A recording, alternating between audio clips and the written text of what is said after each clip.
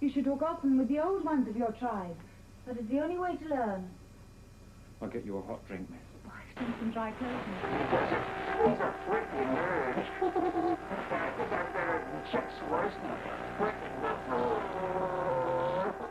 Recording in progress. That's crazy, man. Seeing that clip for the first time, that's nuts, dude. Yeah. So you were not there when it happened, either of you, I guess. Not where? Chicago. In 1989 or whatever year this was. 87. Are you implying that me and Alex made the Max Headroom video? Maybe.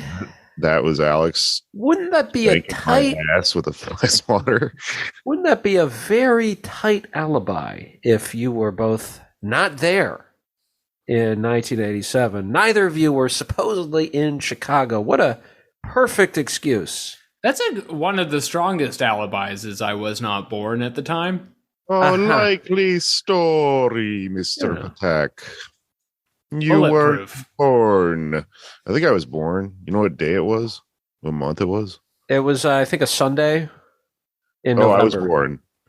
Yeah, you were alive. No, what do you mean? I mean, what month? Like what month of the year? November. It was November 22nd. And the reason we are discussing it, well, the reason it came across my desk is because we recently passed an anniversary. And, you know, Anders is usually often like getting to do events from the 80s and 90s on his desk. They're mailed to him. It's one of those desks. Right. That's what mail is nowadays. They keep it for people who are of those eras. Hey, you remember Max Headroom? All right, see you next Sunday. The mail. Seinfeld was the biggest show on air. But so usually anniversaries are celebrated with a 0 or a 5, and unfortunately that is not the case. Let's see, 87, that would be 34 years ago, right?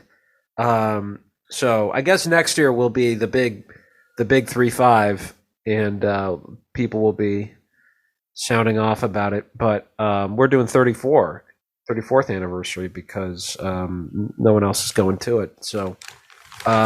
Exclusive coverage live on the Pod Damn America bonus feed. Max Headroom turns 34. Yeah, this episode is reminding me exactly how old I am a lot, and I am not having fun. So you didn't have an alibi at this date, you're saying, because you were a baby who was alive. I think I was like 10 months old. So I was you can't really tell how old he is in the clip. That's true. It could be a baby in there. We should say what the thing was, though, because before you brought this up, I had never heard of this. Okay, yes. So, Chicago, 1987. People are sitting down. This happens twice on November 22nd, Sunday. First, it happens on local news, on WGN, which is just a local station, and Chuck Swirsky is doing a sports report, and he's talking about how the Bears beat the Lions. Nothing exciting there. Normal Chuck stuff. Yeah. And then it cuts from Chuck to It's this not revolutionary to let a Polish person on TV anymore. That's old hat by this point. At least in Chicago. I don't know if it would have been acceptable in other parts of the country. But so Chuck Swirsky is sitting there, and then all of a sudden it cuts to something else, and there's static. There's dark for a second, and at the first instance of this, you can't really hear anything. It's a guy with a mask from a character whose name is Max Headroom, and people are saying, "Who the hell is that?" He was a character in the 80s, and apparently, I thought it was just one show, but he had a couple shows, and he was in a bunch of ads for things like New Coke, which is famous as like the big product flop. I tried to take the cocaine out of Coke. Or not the cocaine, the coca leaves. Is that what made it new? They tried to remove the leaves. Because we did a whole thing about it. They make them from the coca leaves from that fucking factory, and they can't stop doing that because they became the most famous drink in the world. Listen to the cocaine episode. It's a whole other thing. But is that new? What made it New Coke though? They took the coca leaves out. That was it. Okay, all right. That was in the 80s. Everybody hated it, Anders. Everybody hated this drink. Okay. No matter if Max Headroom's attached to the sort of a proto Bart Simpson style figure, as far as I could tell.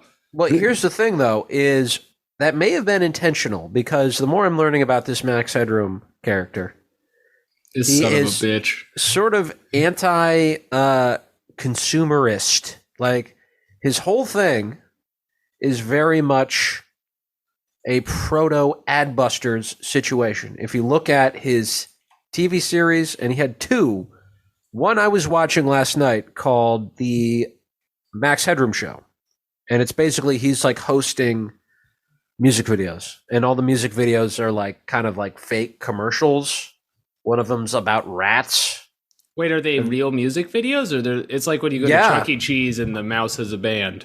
They're actually pretty good music videos. One's about Germans. It's pretty funny. And one's about rats. And you love this song. It's about Germans. Right. It plays on stereotypes, and it's like, we up the wall. They don't all steal. But but the other show was just called Max Headroom, and this guy was developed in the UK, by the way, I believe, is a sci-fi show in which Max Headroom is a hard-hitting reporter who sometimes uncovers things that his superiors in the network don't want him to shine a light on. Because it could get all the way up to Parliament. Yeah. And it's basic. It's like... Maybe even the Queen herself. Maybe. It's a very like 80s sort of counterculture thing because in the show, the world is controlled by a series of TV networks. And apparently Jeffrey Tambor was in it as well as like the producer who was saying, you can't say that. So it's kind of like... Was he 17 years old for that? Jeffrey Tambor? No, he's probably at least 50 by that point. He's looked the same for like 50 years. It's unbelievable. Tambor don't crack. He's one of those people who gets... He's one of those people who like gets skinnier as he gets older. I'm googling young Jeffrey Tambor. He's old as shit, right? Maybe I guess. Okay, he has hair in this picture. He has like a comb over style thing. He does kind of be looking the same for 50 some years. He gets male pattern baldness pretty early, and there's like color in it, but he has the same... He looks like the Arrested Development dad, I think, for probably a 20-year stint. Interesting. Crazy, man. Tambor don't crack. Tambor don't... That's where the expression comes from. Honestly, with his pigmentation, I wouldn't be surprised if... Never mind. Tambor don't crack. What the fuck? I have no idea what you were going to say. A little Moorish extraction, if you know what I mean, in the Tambor. Oh, chimple. Yes. Get the calipers out. out. We're going with that. We're going. We got Jeffrey on the table. Jeffrey Tambor. What? Okay. All right. Was the joke Jeffrey Tam Moore? Is that it? Was it a pun? His name? You know what? I shouldn't have asked that. Well, okay, so Max Headroom. I see. Moore. Okay.